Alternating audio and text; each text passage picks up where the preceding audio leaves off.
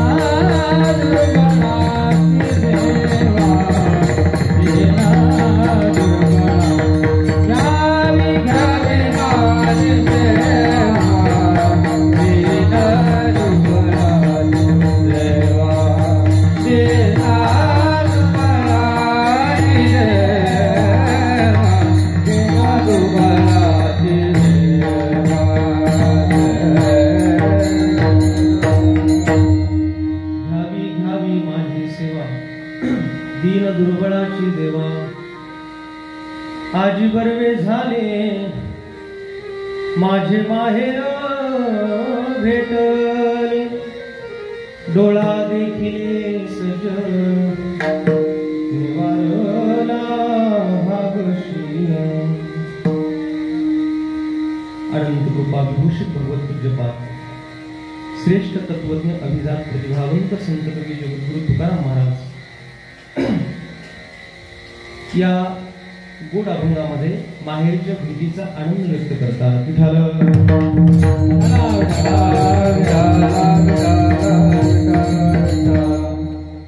पंढरपूरच्या वारीला जाता न आल्यामुळे जगद्गुरु तुकाराम महाराजांनी काही वारकऱ्यांकडून पांडुरंगाला जे पत्र दिलं त्या पत्राचं उत्तर आल्यानंतर घेऊन आलेल्या वारकऱ्यांना पाहिल्यानंतर महाराजांना जो आनंद झाला तो आजचा अभंग आहे.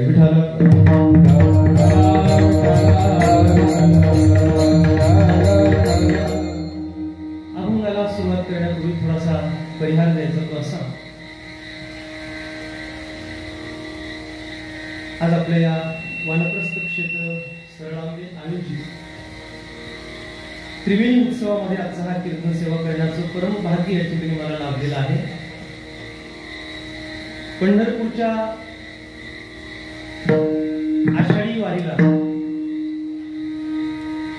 लोकांना पंढरपूरला जाता आलं नाही, जायचे ते तिथे गेले, पण तिथं ज्यांना जाता येत नाही अशा लोकांसाठी व्यवस्था म्हणून महाराजांनी सरळांबेमध्ये वानप्रस्थ क्षेत्रावरती हा आषाढीचा उत्सव आयोजित केला.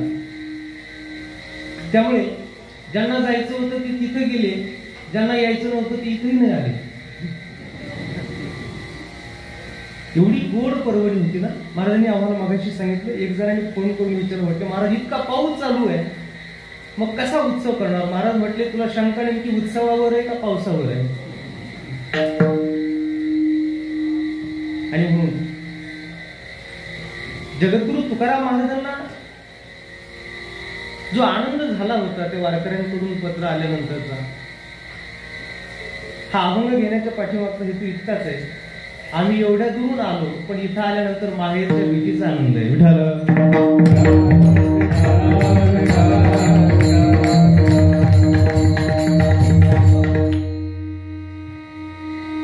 वारकरी संप्रदायामध्ये अनेक महात्मे, ज्ञानगवस्ती, ज्ञानसिंधू, की ज्ञानालाही ज्यांच्यामुळे सनातनत्व यावं असे काही कमी महात्मे वारकरी पंथाला लावले.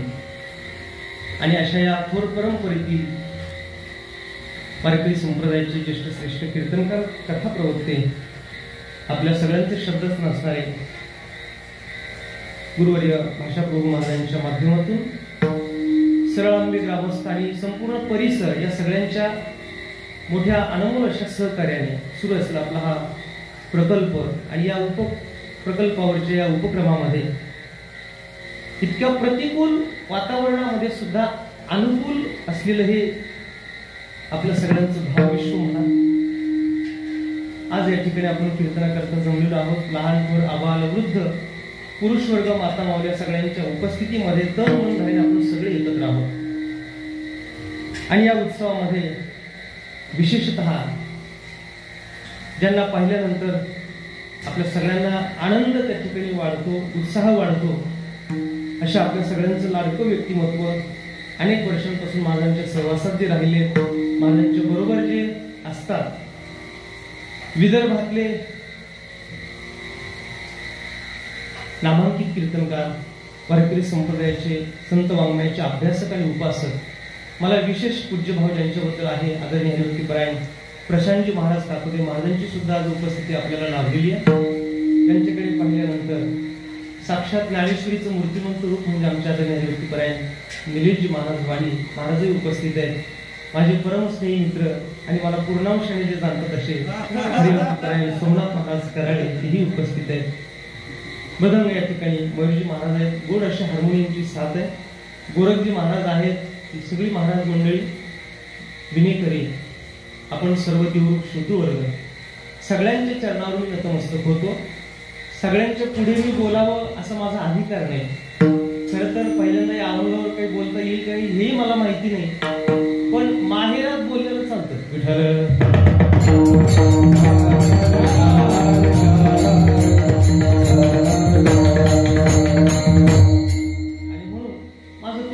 जे असेल ते आपण गोड करून घ्यावं. ज्यांचं ऐकून आम्ही बोलतो अशांच्या समोर काय बोलावं म्हणून महाराज स्वतः समोर बसलेले आहेत. माझ्या मतीप्रमाणे अभंगाचे चिंतन मी करण्याचा प्रयत्न करणार आहे.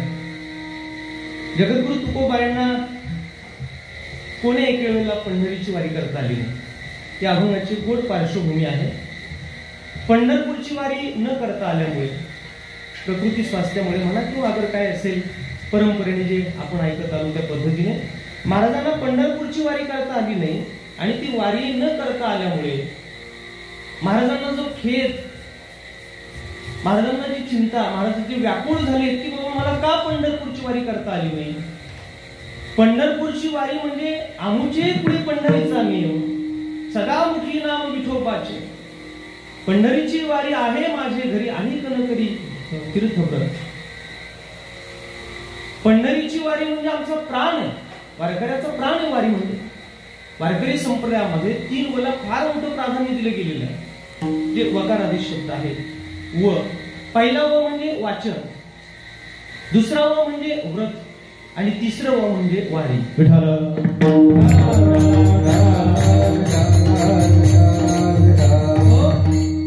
वारकरी संप्रदायामध्ये ज्याने मार्गक्रमण केलंय, भागवत धर्माची ज्याने दीक्षा घेतली आहे त्याने वाचन केलं पाहिजे.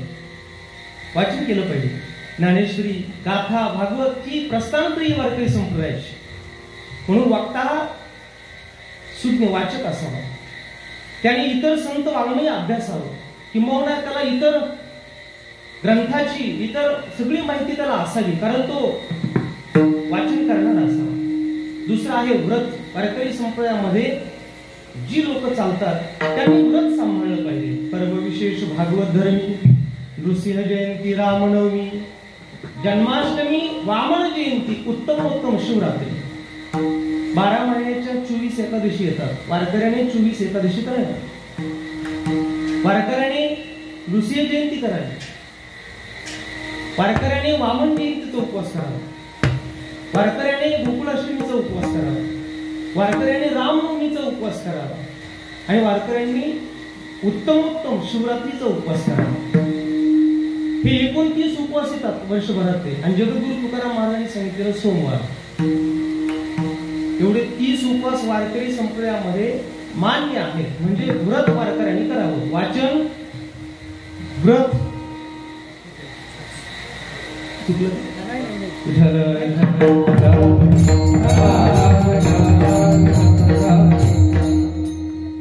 म्हणजे चुकलं तरी मी अगोदर म्हटलं, माहेरामध्ये मला ते माफ आहे.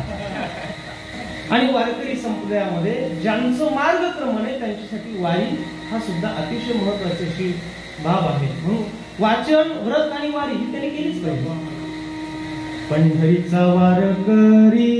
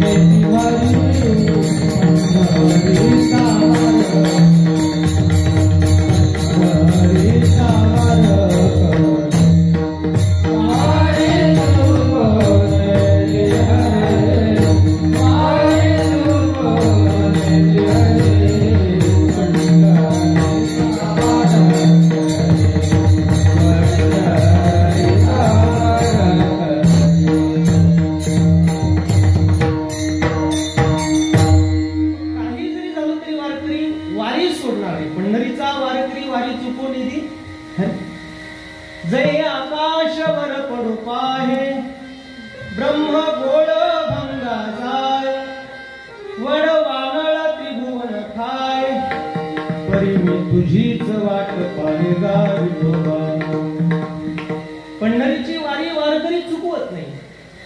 पण आता गेल्या 2 वर्षापासून आपल्याला चुकवावी लागते. ती आपण चुकवत नाही, ती कदाचित तो चुकवत असेल किंवा ती चुकवत असते.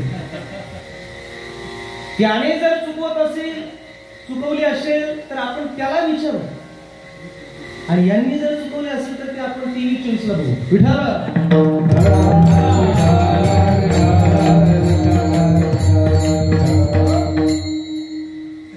वारी हा वारकऱ्याचा नियम, त्यामुळे तो वारी सोडत नाही. आणि पंढरीची वारी मला करता येत नाही म्हणजे काय देवा, ज्या अर्थी मला वारीला जाता येतं त्या अर्थी त्याचा जबाबदार सुद्धा तूच आहे. तुझ्यामुळे मला वारी घडत नाही देवा. जगद्गुरु तुकाराम महाराज भगवंतावर रागवत असतो, मला वारी करता येत नाही म्हणजे काय, खेद सुद्धा महाराजांना वाटतं. देवा, अरे असं काय माझं पाप आडू आलंय म्हणून तुम्हाला विसरलं, मला तुझ्या भेटी करता येता येत नाही. अरे मला राहवत नाही, मला धीर नाही, मी विचार करतोय कधी माझा परमात्मा मला बोलवतोय असं मला कोणीतरी सांगायला येईल. कोणे मुखी ऐसी ऐकेन मी मात, चाल तुझ पंढरीनाथ बोलावितो. अरे मी किती वेळची वाट पाहतो तुझी की मला तू बोलवतोय असं कुणीतरी मला सांगायला येईल. का माझा विसर पडिला माय बापा, आणि तू मला विसरावू दे. असं कोणतं पाप आहे माझं की ते पाप आडवं आलंय की मला तुझ्या भेटी करता येत नाही? त्याला जबाबदार सुद्धा तूच आहे. तुला माझं काही चांगलं वाईट कळालंय का? माझे काही गुणदोष तुला कळालेत का म्हणून तुझ्याकडे मला येता येत? काही माझे कळो आले गुण दोष, काय माझं असं तुला कळालंय म्हणून तुझ्या भेटी करता मला येता येत नाही? असं कोणतं पाप आहे माझं सांग, जा विचार. का माझे पंढरी नदे भरती डोळा, का माझे पंढरी नदे भरती डोळा, का माझे पंढरी डोळा, का माझे पंढरी नदे भरती डोळा. काय हे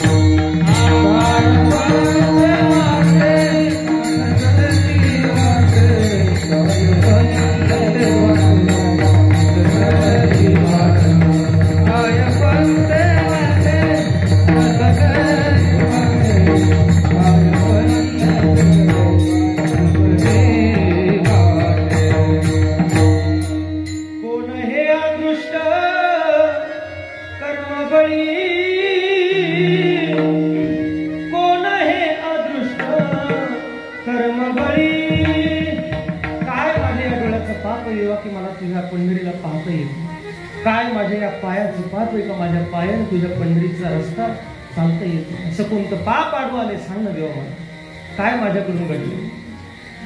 आणि मग देवा अरे तुझ्याकडे मला येता येत नाही, मग तू हे एवढं कमवतोस तरी नेमकं कोणासाठी? जोडी कोणासाठी एवढी करीतोसी आटी, जरी हे आम्हा नाही सुख रडो पोरे पोटी भू. आम्ही इकडे रडतोय, हा तुला मुलं भरपूर आहेत मला माहितीये, अरे पण आम्हाला तुझ्याशिवाय कोणी मायबाप नाही, आम्हाला तुझ्याशिवाय कोणी नाही. तू दुर्लक्ष करतो देवा आमच्याकडे. अरे अल्पबुद्धी देवा माझी, तरी सुद्धा मी तुला हे पत्र लिहितो. काय कळतं मला याच्यात, तरी सुद्धा मी पत्र तुला पाठवण्याचं धाडस करतो. तू एकटीच माझी आशा आहे. आणि आज या निराशेच्या भोऱ्यात मी पडलो देवा. माझे दुःख तुला पाहवत तरी कसं देवा.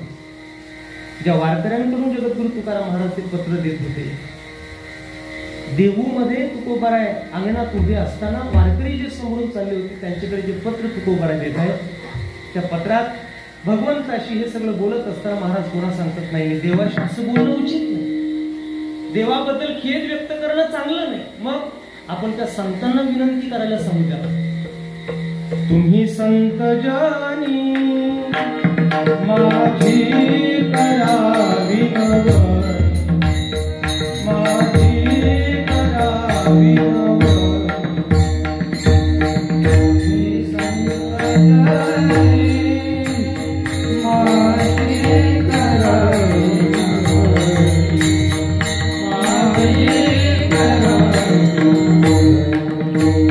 काय तुझ्याचा अन्याय दासी अंतरले पाय, दासी अंतरले पाय. काय तुझ्याचा अन्याय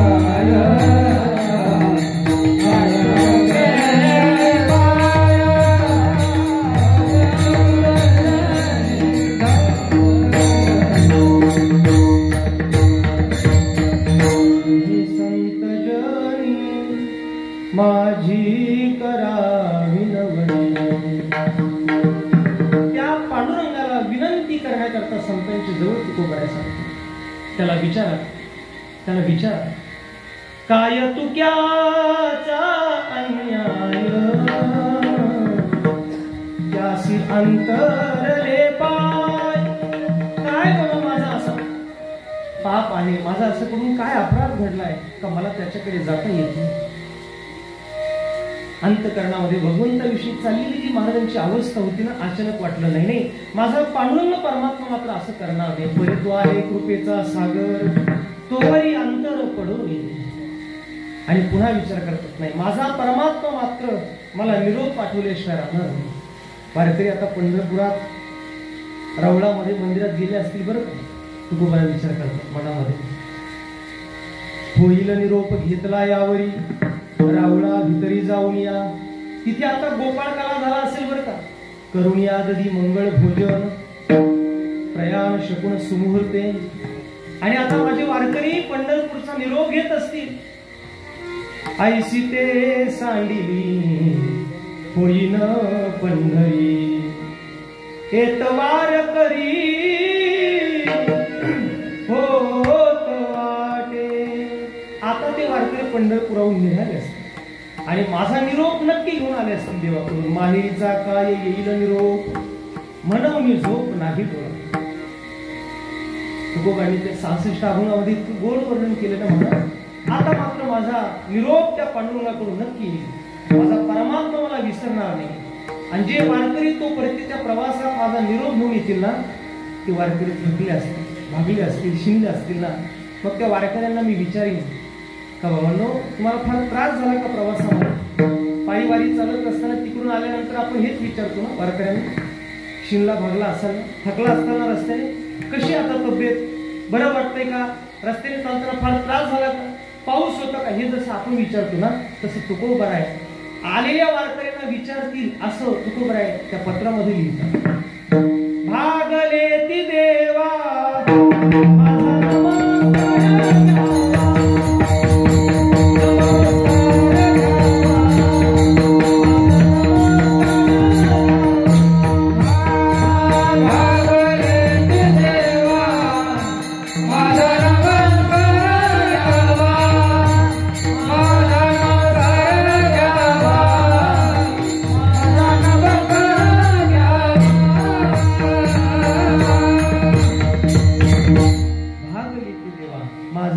घ्यावा तुम्ही क्षेम की सकळ. बाळ अवघे गोपाळ कशात आपण लहान थोर सर्वजण सुखी आहात का, असं मी त्या वारकऱ्यांना विचारेन. आणि हा निरोप घेऊन आलेली ते वारकरी तुकोबांच्या पुढे उभा राहिले. आणि त्या वारकऱ्यांना पाहिल्यानंतर ज्या भगवंताची मी वाट पाहत होतो, ज्याच्यासाठी ते पत्र लिहिलं होतं, ज्या निरोपाची मी आतापर्यंत वाट पाहत होतो, तो निरोप घेऊन आलेली वारकरी पाहिल्यानंतर साक्षात महाराजांच्या आनंदाला सीमाच राहिली नाही. अभंगाचं पहिलं चरण. आधी बरवे झाले, आधी बरवे झाले, आधी बरवे झाले,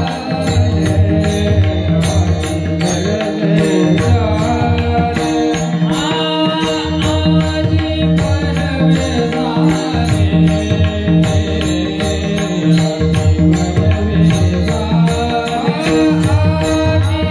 बरवे झाले.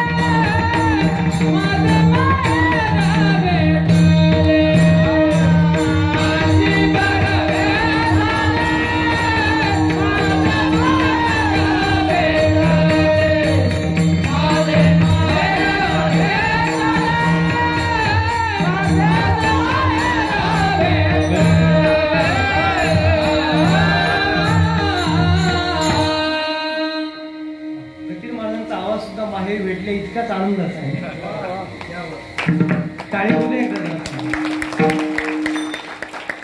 अहो बाहेर मस्त पाऊस चालला, एकदा छान टाळी होत्या मस्त. हा आनंद तुम्हाला कुठे मिळणार आहे महाराज? चंद्रावर सुद्धा नाही. चंद्रावर जरी प्लॉटिंग केली तरी तिथं तो वानप्रस्थ क्षेत्रातच आहे. त्यामुळे आम्ही ते वानप्रस्थ त्या वयात होण्याच्या अगोदरपासून तिथे यायला लागलो. ते नंतर बघू, नंतर यायचंच आहे ना. पण मग उशीर कशाला म्हणून आतापासूनच येतो. संतांचे शब्द मोजके असतात पण फार गोड असतात. म्हणजे आजपर्यंत जे घडलं नाही ते आज घडलंय. आजी माऊली म्हणतोय आजी संसार सुकळ झाला की माय, आजी फिटले माझे डोळे. काणोबरा म्हणतात आजी नवल मी आले नेराने. आतापर्यंत नाही आजी. नंद्र्या म्हणतात आजी आवतने संताची. जे आजपर्यंत घडलं नाही ते आज घडले. आजी काय घडलं महाराज? बरवे झाले. वारकऱ्यांना पाहिल्यानंतर, संतांना पाहिल्यानंतर महाराज म्हणतात याच्यापेक्षा बरोबर काय दुसरं जगात? याच्या इतकं चांगलं, याच्या इतकं उत्तम काय? काहीच नाही ना. हे बरोबर झालं, बरवे झाले. मी मनुष्य देहाला प्राप्त झालो हे एक बरोबर झालं. मानवी देह प्राप्त होऊन मला परमार्थ करण्याकरता तो परमार्थाचं ठिकाण मला मिळालं हे एक बरोबर झालं. आणि तो परमार्थाचा प्रवास करत असताना अजून माझं हे पंचमहाभूताचं शरीर गेलं नाही हे पण बरोबर झालं ना. बरवे झाले आलो या जन्मासी, जोड जोडिली मनुष्य देहाईसी. महालाभाची उत्तम राशी, जेने सर्व सुखासी पात्र होईल. जेने सर्व सुखासी पात्र होईल. अनमोल असा मानवी देह आम्हाला प्राप्त झाला. मानवी देह प्राप्त झाला हे सुद्धा किती उत्तम झालं होतं ना. असा हा मानवी देह मिळून नुसता फायदा नाही, तर त्याने मला परमात्म्याचं ठिकाण प्राप्त होणं महत्वाचं. या देहावर त्या परब्रह्माची छाया असणं गरजेचं होतं. ती मला कळाली, मिळाली. बरवे झाले आलो या ठाया, होते संचित ठाईचे पाया. देहभाव पालटली काया, पडली छाया ब्रह्मीची. परवा फळलाश परवा फळलाश. आज सगळंच बरोबर झालंय. विठ्ठल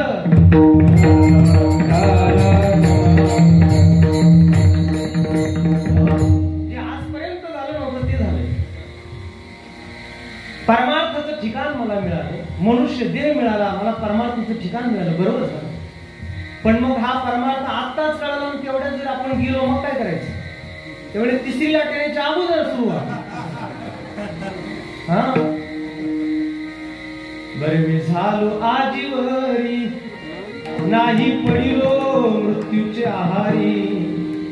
वाचून आलो येथवरी, उरले ते हरी तुम्हा समर्पण. महाराज माळशेजच्या घाटात रस्ता दिसत नव्हता.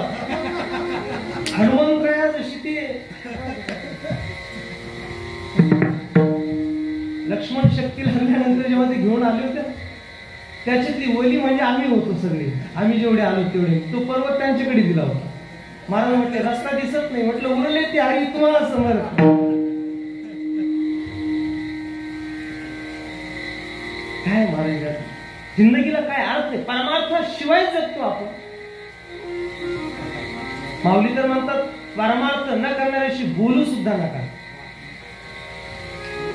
तैसे जे या पार्था विन्मुख या परमार्थ, तयासी संभाषण सर्वथा करावे.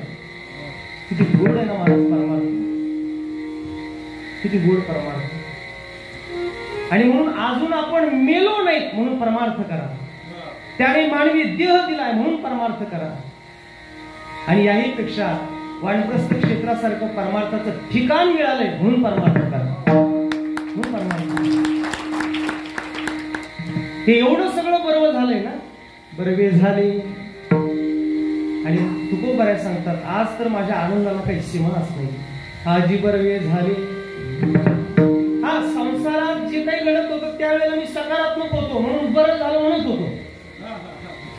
बरं झालं, बरे झाले तेव्हा निघाले दिवाळे. तिथेही सकारात्मकता पाहिजे. ही गाथा शिकवतोय.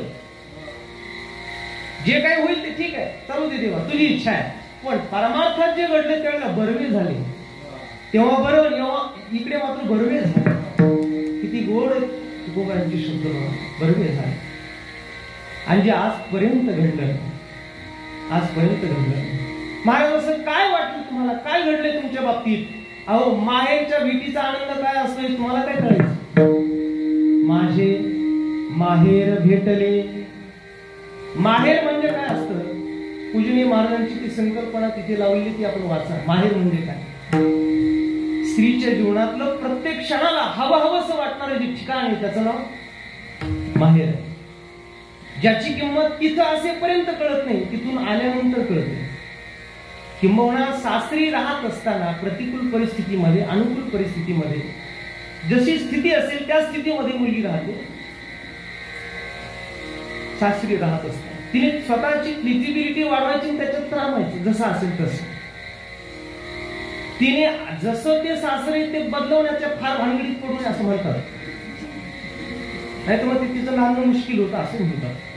तसं आहे तसं ठीक आहे बाबा. आणि त्या स्थितीमध्ये ती मुलगी राहते. खरं म्हणजे आता ते माहेर, त्याची आपुलकी, त्याची उत्सुकता काय असते ते मला वाटतं आता इथून पुढच्या काळातल्या स्त्रियांना कळणं तसं दूर मिळेल. कारण जुन्या काळातली जी मुलगी असायची ती सासूवासीच असायची. मला आता सून असेल ना विठाल.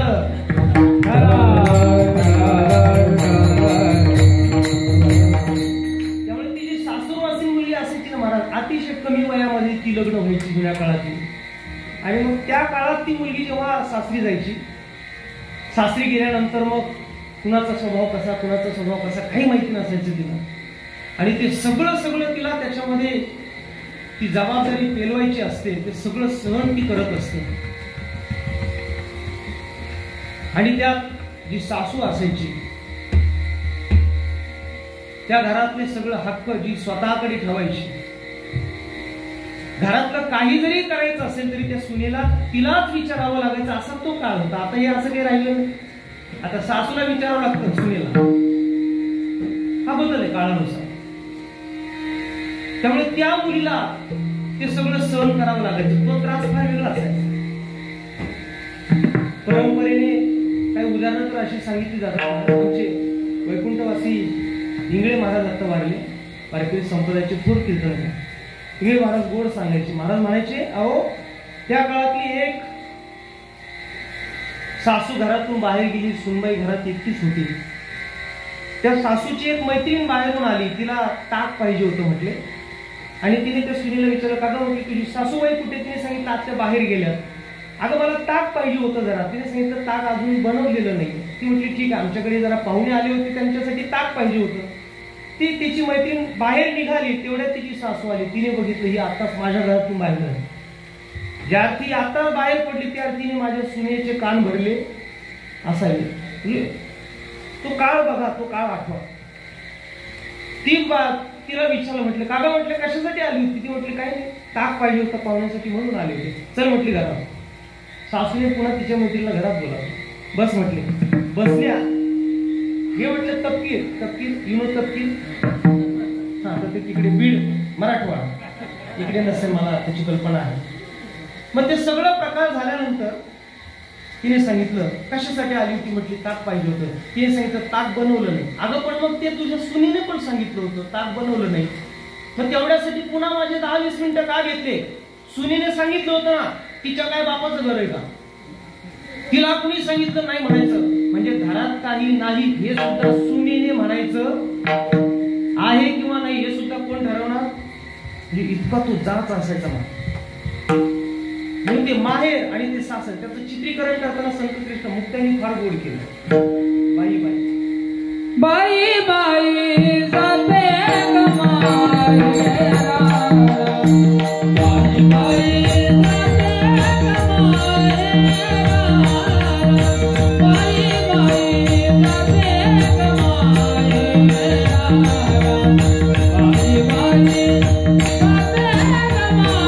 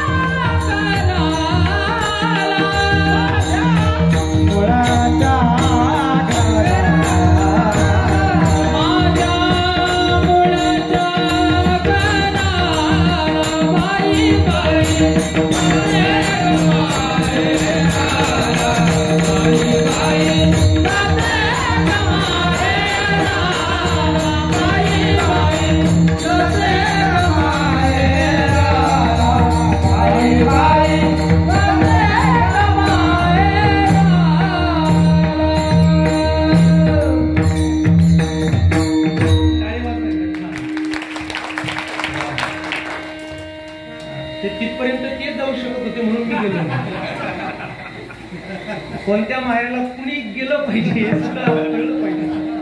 बाई बाई जाते ग माहेरा माझ्या मुळच्या घरा, माझ्या मुळच्या घरा. हा सासरचा त्रास सहन केल्यानंतर माहेरचीच आठवण येते ना महाराज.